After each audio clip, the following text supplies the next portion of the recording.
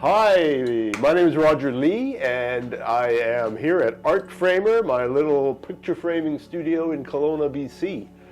And this is what we're calling Art Talk. This is episode 2 with Lynda Norman, a wonderful artist and friend. And we're going to get into whatever we get into, so you'll enjoy it, I'm sure. So what we're doing here today is we're talking about not just art, but creativity. And there's an overlap, obviously, but there's also very distinct differences. I tend to see one sort of as the spiritual aspect of it, yes, and the other more as the outward expression, let's say, the realization of something. But creativity itself is sort of an ephemeral sort of entity for most of us, if we have any sort of awareness of it. I think so. I think we're putting thought into something we're creating. Yeah.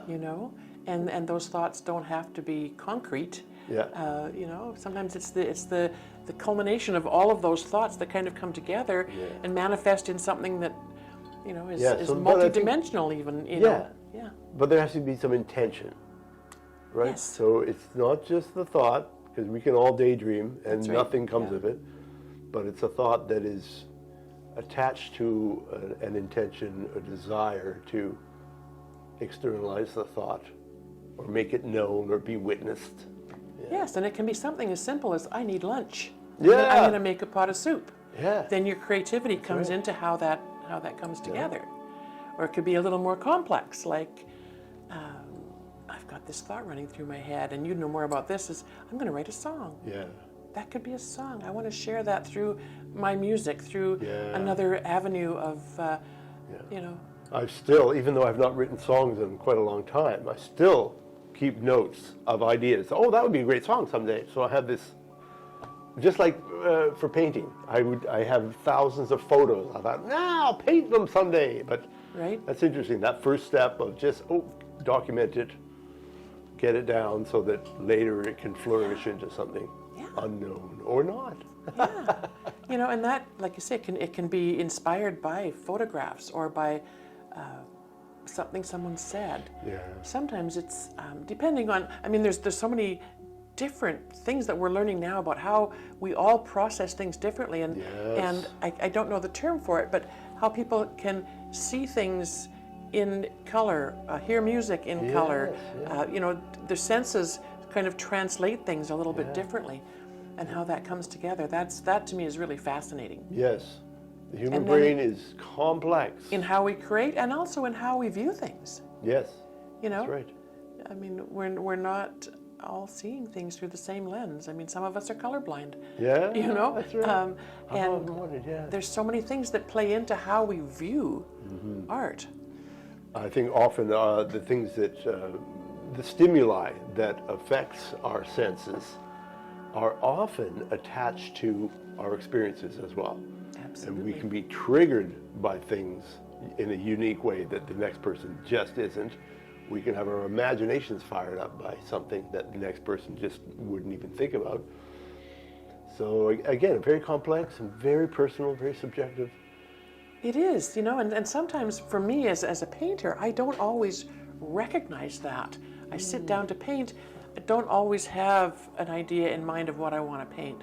Yeah. I talk to the paints, I find out what colors appeal to me that day. It's like reading a tarot deck. Right. Different things will pop up each time you look at the cards. Yeah. So when I look at my paints, it's very similar.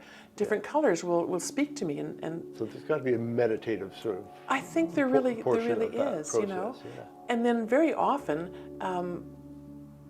just starting to play with those colors. And I noticed the other day we had been talking with my youngest daughter, who is involved with the evacuations and some of the fires in northern Alberta and that kind of thing. And I try to be supportive and put on a brave front, but it was obviously in my emotional bank.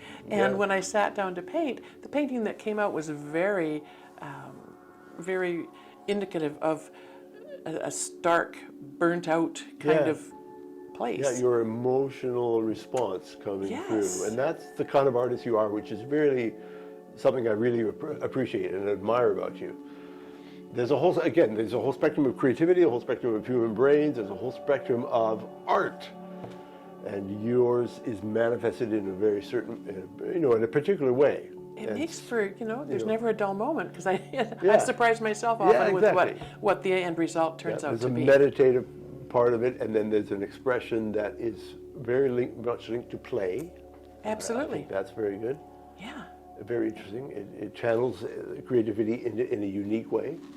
Other people sit down more with more structure and more concrete intention and more maybe deliberate necessity or whatever.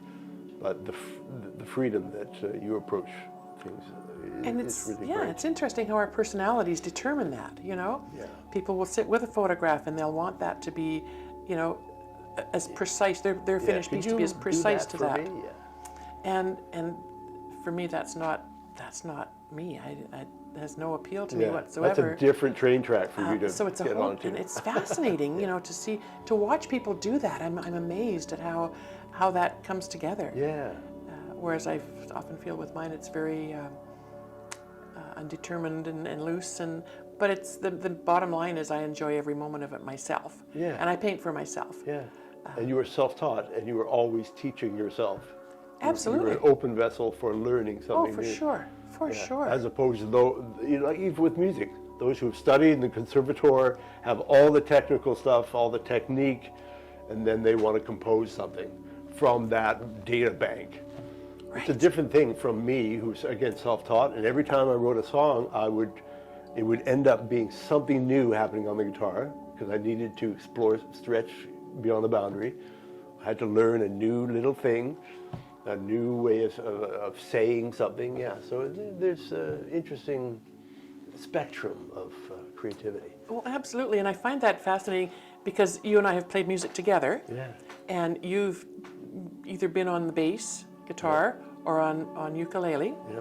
And I'm typically on my cello. Yeah. And for me, it's, again, I'm removed from the process. Right. The sound comes in, my fingers do. You're very intuitive. And I hear that, but for me, it's not about the planning part of it. It's about what emerges, what happens. Yeah. And I get a sense that when we play together with the other people in our group as well, I mean, our main songwriter is Robert James, Robert McDonald, brilliant songwriter, brings these songs to the table for us, and in moments, once he shows us, it just sort of all comes together. Good group of musicians that are able to respond in the moment intuitively and with some technical skill too. Yeah, and I think, for me, I feel that energy, it's palpable. Yeah. I feel those musical notes as pulses of energy. Yeah. And being able to lay into those and match that in some way so that it sounds like Yeah, music is a beautiful collaborative art. The visual arts are often much more solitary. Yes. In some cases, in commercial art, you get a team together to realize the piece, the labor-intensive or something. But music is fascinating in that it is a collaborative thing. And I can come ready with something. I have to prepare. I can't come naked. I'm not that good of a musician. But what I come prepared with, you bring it to the circle, and everybody adds to it and responds to it, and becomes something new, which is really fascinating.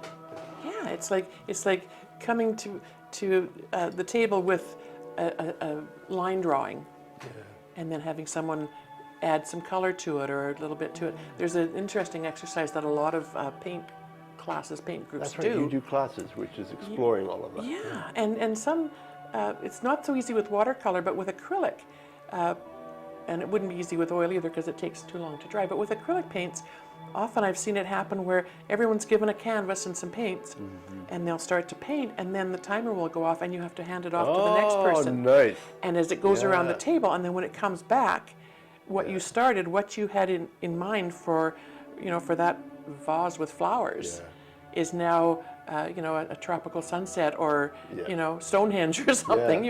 So it's how everybody puts their energy into it. It's exploring the responsiveness and the organic nature of art.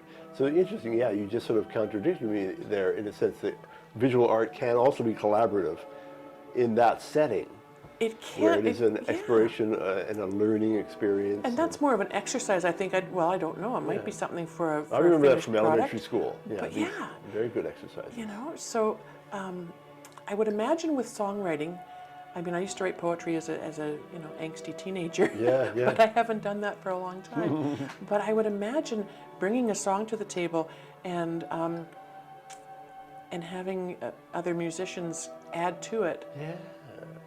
That may not come as how you heard it in your head. Oh, for sure. That's why I have some, limited experiences in bands, in groups of musicians, mostly a long, long time ago.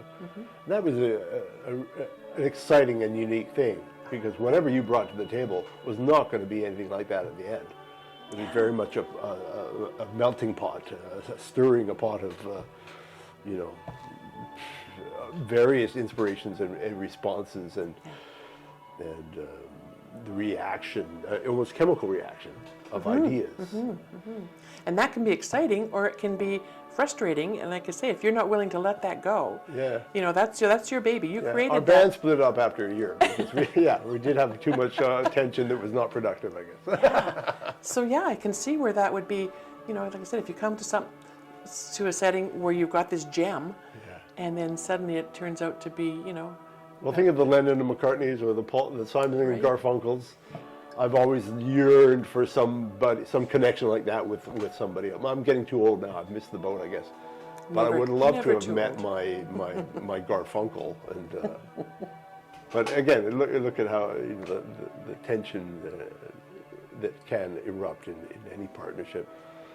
And through tension does come beauty and unforeseen creative gems. But it's a double-edged sword. It can destroy a partnership as well. Well, and that tension, I think, whether it's in a group or as an individual, Friction, because as you alluded to earlier, visual art is very solitary. So, you're in your studio, you're painting, and I think a lot of artists experience that tension themselves. Could very well be. I can't get that. Yeah, between here and get that the to hand look and the like brain, I want it to look. Yeah. This is not working out. Or often for me, it's like when I sit down to paint and I go into that zone, I end up with a lot of landscapes that to me seem very similar. I don't know why this keeps coming out, but it is. And I sometimes think, I should take a break. I need to do something fresh and different. But do I? No. Sometimes it is. Yeah, well, it feels good. So I'm going to do it. It's not. That your choice. You could abandon it and come back, and then have something else emerge, or you can push through that tension and have something different emerge. And both are equally valid. I think. Yeah. Interesting. Yeah. We should write a song. We should write a song and paint. Paint about it. Well, this is something that I've seen happen a lot too, especially in our community here, because we have so many talented people in so many different areas, and it's the collaboration. People will come together, and I know a couple that he's a musician, she's a painter. They've done painting to music, and at times they've invited dancers to come in and do interpretive dance to the music that's being played, and I love that aspect of creativity. Yeah, and we've done that here in your studio. Yeah. One night, people we were sitting around and sharing some music, and someone would just kind of burst into song, and someone I think was standing up, drumming and moving to the music, and repeating a line, get everybody singing along, harmonizing. Yeah, and there's something about that. As a musician, and I play stringed instruments, so there's vibration. Yeah. I don't know about other instruments, but I'm sure there's this similar thing. But the vibration frequency is amazing, and vocal vibration is very powerful. Yeah. It's like you have a child leaning on your shoulder and you're humming. Yeah. And it's calming to them, that vibration. A voice and a humming it does reverberate through your physiology. Yeah. And not just your consciousness. So I think we're talking good. We've got some great stuff going on here about, again, the spiritual aspect of creativity. Thank you very much for joining us. It has been a pleasure to be able to talk and share our ideas and our thoughts with you about art. If you want to know more, you can certainly check out artframer.net. If you're a local and need some picture framing, I'm your guy. Otherwise, please subscribe to this channel and you'll get more from us.